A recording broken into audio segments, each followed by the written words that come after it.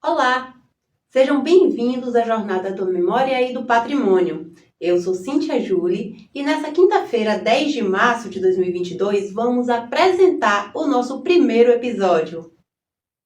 A Jornada da Memória e do Patrimônio tem como objetivo discutir a memória e a preservação da cidade de Jequié, por intermédio de encontros online com transmissões nas plataformas digitais de streaming.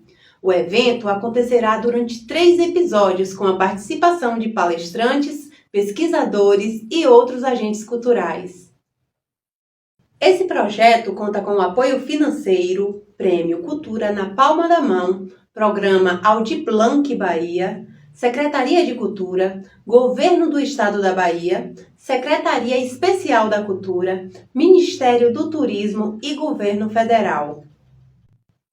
Nesse primeiro episódio, contaremos com a participação de Domingos Ailton Ribeiro de Carvalho, que discutirá sobre a preservação da memória cultural de Jequié e da região, a presença do cangaço e a existência de grupos rivais que disputavam a hegemonia local, como os cauaçus, os mocós e os rabudos. Domingos Ailton Ribeiro de Carvalho é escritor, poeta, jornalista, compositor, licenciado em letras, mestre em memória social e documento. Domingos é o atual secretário de Cultura e Turismo da Prefeitura de Jequié. Domingos Ailton irá nos contar como se deu os fatos históricos que foram marcantes no desenvolvimento de Jequié e região, com a presença do cangaço e a existência dos grupos rivais que disputavam a hegemonia local, como os cauaçus, os mocós e os rabudos. O cangaço em Jequié antecedeu ao cangaço de Lampião, que ficou famoso, como o rei do cangaço, mas os cauaçus, eles foram um bando que iniciaram a luta no início do século XX. Essa entrada dessa família cauaçu, que era uma família de pequenos comerciantes, agricultores que viviam em várias regiões da Bahia, em Amargosa, em Maracás, em Tuaçu, em Jequié, em Boa Nova, e havia uma briga no antigo Brejo Grande, o Ituaçu, entre duas famílias. A família da Silva, que era chamada de Rabudos, porque eles habitavam numa parte baixa da chapada, assim como os ratos do mato, os rabudos, habitam também uma região mais de planície.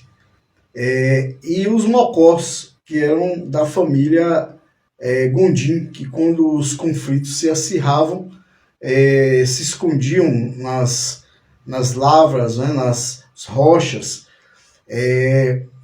no alto da chapada, e assim como os mocós fazem. Então, por isso essa denominação. Essa briga ela começa a se espalhar por várias regiões. Então, o Zezinho dos Laços, que era da família dos rabudos, por exemplo, ele ataca Jequié, invade Jequié, inclusive tenta extorquir até um dinheiro de Joaquim Romão, coronel Joaquim Romão, e ele ataca vários integrantes da colônia italiana aqui em Jequié. Houve um movimento, inclusive, articulado por escritor Lindolfo Rocha, autor do romance Maria do Zá, que se transformou numa novela na TV Globo, a novela Maria Maria, o primeiro romance sobre a Chapada Diamantina. Lindolfo Rocha, além de escritor, foi o líder de emancipação política de Jequié, foi quem articulou um movimento para prender Zezinho dos Laços. Foi preso em 1896, mas devido a seus jagunços terem pressionado o jurado lá em Areia, que na época era a sede da comarca da qual o distrito de Jequié fazia parte, ele foi solto. Ele tinha sido preso, inclusive ficou no Forte de São Marcelo, em Salvador. E aí, quando ele retornou, começou a se organizar junto com seus jagunços e atacar novamente os mocós. Ele convidou um dos membros da família Cauaçu, Augusto, para uma emboscada contra a família Gondim, contra os mocós. E Augusto se recusou, então ele mandou matar Augusto e não permitiu que a família fizesse o enterro cristão de Augusto. Então isso causou uma revolta muito grande entre os familiares dos Cauaçus, que se reuniram e juraram vingança. Eu escrevi inclusive um romance, Anésia e Cauaçu, conta a saga desse período de Anésia, que foi a primeira mulher a ingressar no cangaço. Anésia foi a primeira mulher a montar de frente, porque as mulheres montavam de lado numa cela chamada cilhão, e foi a primeira mulher também a usar calças compridas, que há 100 anos atrás as mulheres aqui no sertão de Jiquié só usavam saias e vestidos. E ela tirava melhor do que os homens. Por isso a liderança no cangaço, ao contrário de outras mulheres que participaram do grupo de Lampião, por exemplo, Maria Bonita, Dadá, Lídia, que eram companheiras dos cangaceiros, Anésia era a liderança do cangaço. Então Anésia ela passa a liderar juntamente com seu irmão José, o bando dos Cauaçus. Haviam mais de 100 cangaceiros, não é? E há inclusive um assassinato de Zezinho do Laço, que dizem que tinha um corpo fechado e através de uma bala confeccionada a partir do chifre de um boi preto, um chifre esquerdo, que o curador Heitor Gurunga, da Lagoa do Boi, em Maracás, mandou Zé Cauaçu retirar para ele fazer essa bala. Diz que essa bala teria matado Zezinho dos Laços. O fato é que, com a morte de Zezinho dos Laços, os coronéis, como o coronel Marcionílio de Souza, que era cunhado de Zezinho dos Laços, e Cassiano do Arião, que era irmão, passaram a perseguir muito mais os Cauaçus. E os Cauaçus entram de corpo e alma nessa batalha, e esse conflito acontece, inclusive, uma guerra no sertão de Jiquié, em 1916. Vem para Jiquié uma força policial, 240 soldados, fora os oficiais. Alguns desses oficiais, inclusive, tinham lutado na Guerra de Canudos, como o caso do tenente-coronel Paulo Bispo. E a ordem aqui foi a mesma dada em Canudos. Poderia matar homens, velhos, crianças, adultos, né? E foi um verdadeiro genocídio que aconteceu aqui. Pessoas que eram acusadas de serem informantes dos Cauaçus eram assassinadas. Havia um morro lá no Corral Novo, conhecido como Morrinho da Matança. Nesse morro as pessoas eram executadas por Pisa Macio, o Francisco Gomes, conhecido como Pisa Macio, que ele comemorava com cachaça, e também ele chegou a crucificar um homem nas margens do Rio das Contas, lá também no Curral Novo. Então, todas essas atrocidades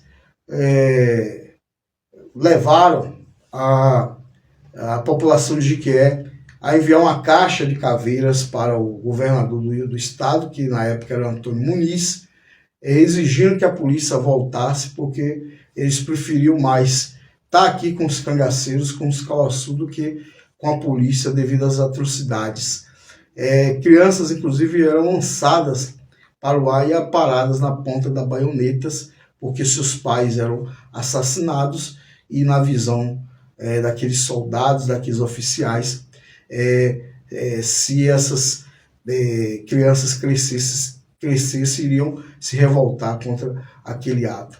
E em 1916, o Jornal à Tarde envia um repórter para cobrir essa guerra aqui, que levam vários dias, e o repórter aqui entrevista Anésia Cauaçu, que conta boa parte dessa história, numa entrevista que é vinculada no Jornal à Tarde, no dia 25 de outubro de 1916. De forma que esses conflitos locais aqui foram bastante marcantes, e os Calassus, como o próprio Oleone Coelho, que escreveu Lampião na Bahia, reconheceu ao ler o livro que eu escrevi, Anésia Calassu, que realmente os Calassus foram pioneiros no cangaço aqui na Bahia, e a Anésia realmente foi a primeira mulher a ingressar no cangaço. A historiadora Mérida Piori, que é uma figura consagrada na historiografia brasileira, ela disse num texto escrito para a segunda edição do livro Anésia Calassu, que Anésia foi uma das mulheres mais importantes da República Velha, que viveu aqui em Jiquié, essa mulher à frente do seu tempo. Domingos Ailton, obrigada por sua participação.